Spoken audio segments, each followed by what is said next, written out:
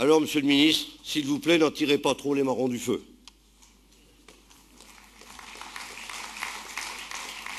Cet épisode met en valeur tous les enjeux de la reprise du groupe Entremont pour laquelle nous saluons votre implication et votre engagement. Des milliers de producteurs, mais aussi de salariés, attendent aujourd'hui d'être assurés sur leur avenir.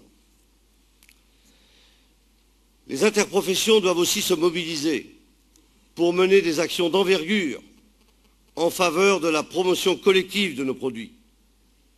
De son côté, l'État doit continuer à mettre des moyens importants, comme il le fait dans d'autres secteurs, pour reconquérir et développer des parts de marché. N'oubliez pas, Monsieur le ministre, que vous êtes aussi le ministre de l'agroalimentaire, et je sais qu'en disant ça, je fais plaisir à COP de France et à Jean-René Buisson, président de l'ANIA, qui est parmi nous.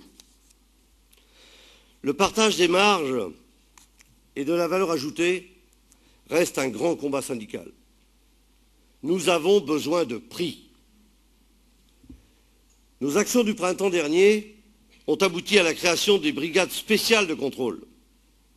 Elles ont permis d'épingler 9 enseignes de distribution sur leurs pratiques illégales.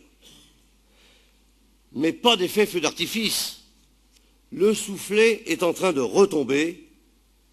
RGPP ou pas, il faut continuer à surveiller et sanctionner les pratiques abusives.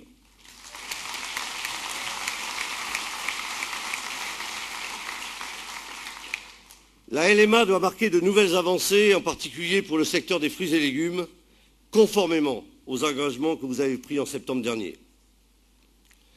Nous demandons instamment que soit fait enfin le bilan de l'article toxique de la LME. Vous savez, la loi Michel Édouard. L'article toxique sur la négociabilité des conditions générales de vente. Les négociations qui s'achèvent entre industriels et distributeurs ont été une nouvelle fois d'une rare violence. La LME n'a pas empêché une dérive généralisée ni un détournement de l'esprit de la loi au mépris des avis de la Commission d'examen des pratiques commerciales.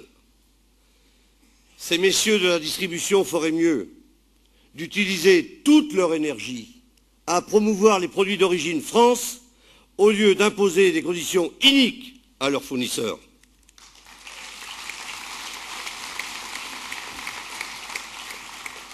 Nous voulons enfin que l'Observatoire des prix et des marges consolide la transparence indispensable pour moraliser les comportements dans les filières. La LMA doit donc nous donner un cadre réglementaire favorable, mais pour avoir du poids face au GMS, c'est vrai. Il est aussi impératif de mieux nous organiser. Nos organisations de producteurs doivent en permanence rechercher à améliorer leur efficacité commerciale. C'est là que se joue la place des producteurs dans les filières. 450 000 livreurs agricoles, 10 000 industries agroalimentaires face à 5 centrales d'achat. L'autre outil emblématique que veut développer la LMA, c'est la gestion des risques, pour sécuriser la pérennité de l'entreprise face à des aléas de toute nature qui vont croissant. Le bilan de santé de la PAC a ouvert de nouvelles possibilités. Encore faut-il ne pas rester au milieu du gué. Un développement ambitieux de l'assurance, l'extension de l'assurance récolte au fourrage et à l'arboriculture passeront nécessairement par une réassurance publique. Il nous faut aussi travailler à améliorer l'efficacité et l'attractivité de l'assurance. Ceci impose notamment un abaissement des seuils de franchise. Enfin, pour la FNSEA, il n'est pas question que des productions soient exclues du fonds des calamités sans offre d'assurance alternative. Dans la gestion des risques, le bon sens a fini par l'emporter. Après un long débat, nous avons obtenu que la dotation pour aléas soit élargie aux aléas économiques. Mais Bercy considère notre victoire syndicale comme un camouflet et nous met des bâtons dans les roues en exigeant des conditions inapplicables en pratique. dites à Madame Lagarde, qui fut notre ministre 32 jours, qu'elle use de toute son autorité pour faire plier son administration.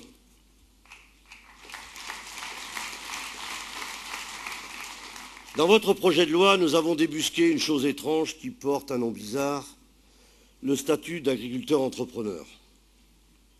Soyons sérieux.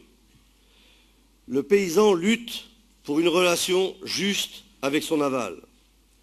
Il doit s'organiser au mieux face à des centrales d'achat flirtant avec des situations monopolistiques. Il apprend à gérer au mieux ses risques. A-t-on vraiment besoin de créer un statut qui prouverait son état? Monsieur le ministre, non. L'agriculteur n'a pas besoin de loi pour savoir qu'il est un entrepreneur.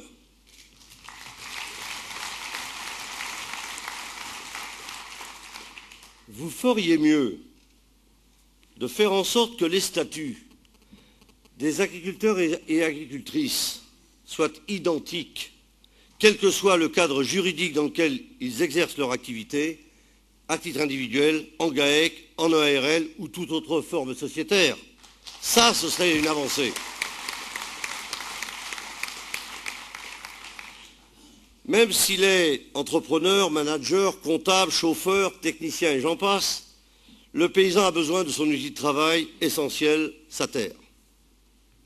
La protection du foncier est devenue un enjeu partagé par tous. L'urgence de la question s'accélère.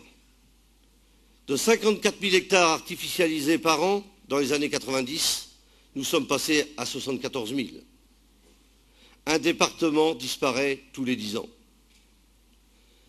Le foncier agricole a trop longtemps été considéré comme un réservoir dans lequel chacun pouvait puiser sans compter.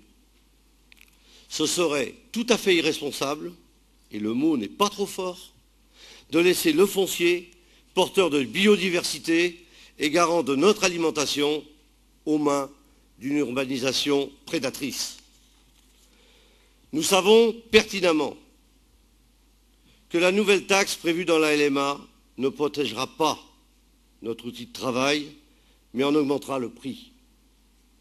Nous y sommes opposés. Par contre, nous pensons qu'une commission départementale de déclassement des espaces agricoles, aux compétences élargies et affirmées, pourra donner un coup de frein sérieux au gaspillage du foncier.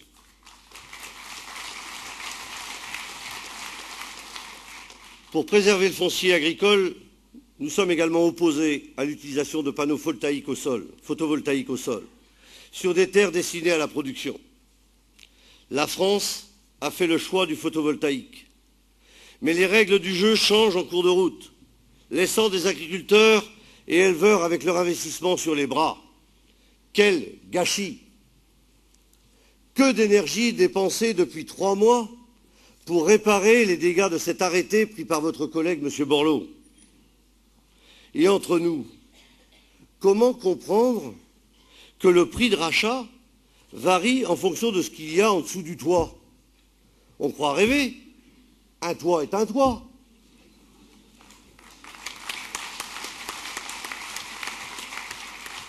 Et s'il faut s'attaquer à la bulle spéculative, ce n'est certainement pas chez les agriculteurs qu'il faut chercher.